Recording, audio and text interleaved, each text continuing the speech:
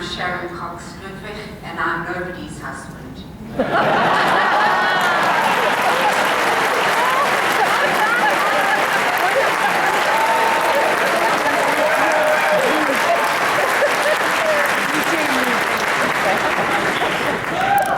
Though sometimes it depends on the length of my hair.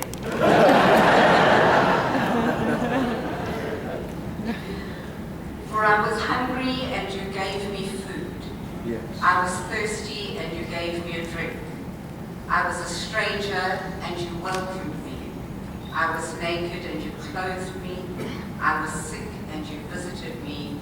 I was in prison and you came to visit with me. In my country, every 26 seconds, a woman is raped. Too many people are homeless, are hungry. There are still too many AIDS-related deaths linked to stigma and poverty. It is okay still to treat another in the most inhumane of ways just because she or he happens to be a sex worker.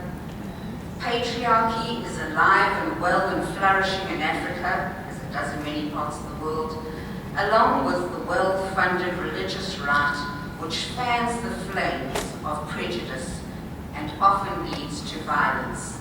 And anytime, America, you're looking for your religious right back, Africa has it.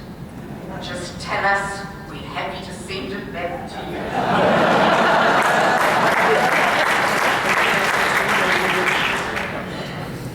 Ours is not a rainbow nation yet. As long as racism exists and as long as people are othered because they are so easily seen as less than, there is no rainbow yet. We have a long way still to go. And each one of us has a story to tell. Each one of us came to MCC with our experiences, and not all of them were good ones. Hopefully, we each found a place, a spiritual home in a church where you feel God's inclusive and affirming love, and you know now that you're adored as you are. I know that for me and so many people that I'm privileged to work with, when one is able to reconcile one's sexuality and spirituality, peace lives there. Once you've done that, that's it for you. I bet your church doesn't need another person to warm its pews. And our earth is beautiful, so we are not merely placed here to decorate it. I believe we are each here to extend ourselves in some way to reach the life of another. It matters not how much or how little, it just matters that you do. It matters because as long as one of us is not free, none of us is free.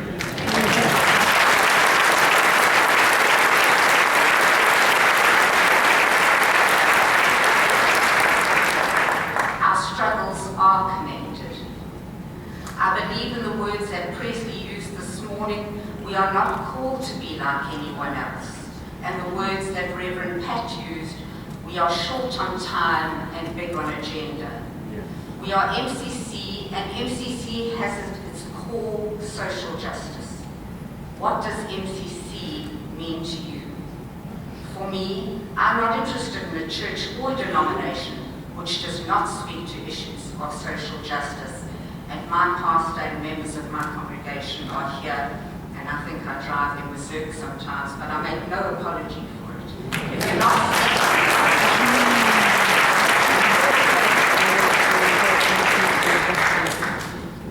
I was created with purpose.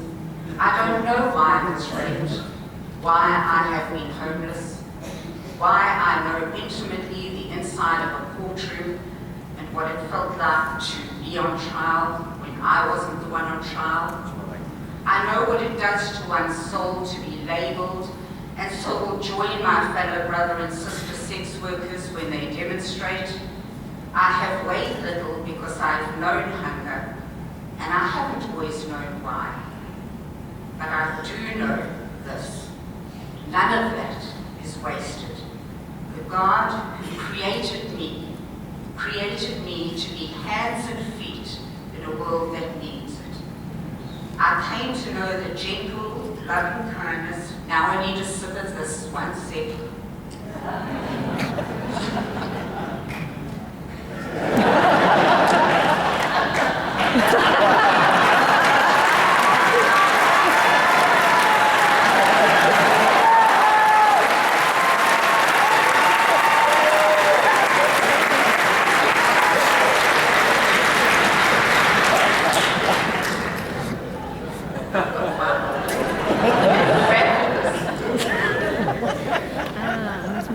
God who created me to be hands and feet in a world that needs it.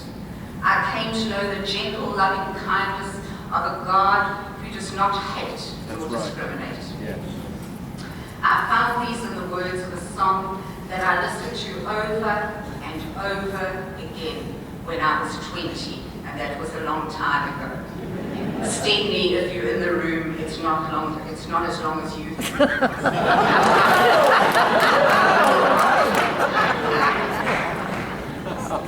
I listened to it at a time when I was probably at my lowest, and it was during my 9-month trial, and having to face another day in court.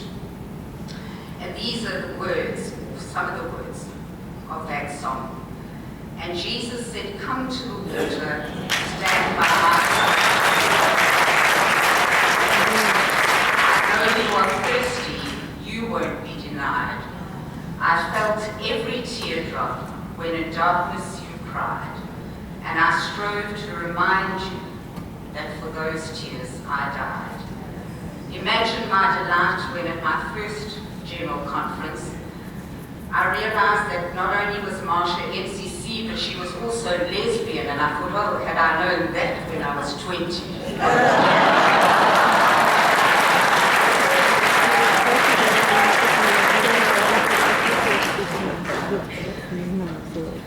For me, today in the work that I do as an activist, as a radical activist, that hospital room, the court room in cases where another lesbian, gay or transgender person has been murdered, raped or violated, that prison cell, the streets, those are sacred places for me. When Philip was speaking, it made me think of every time I do an HIV test and it turns up positive, and that split second before you're going to give somebody their diagnosis.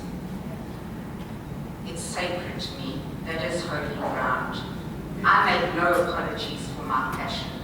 I do it because Jesus did it. Yeah. I do it because it is right and it is just. And when you do it for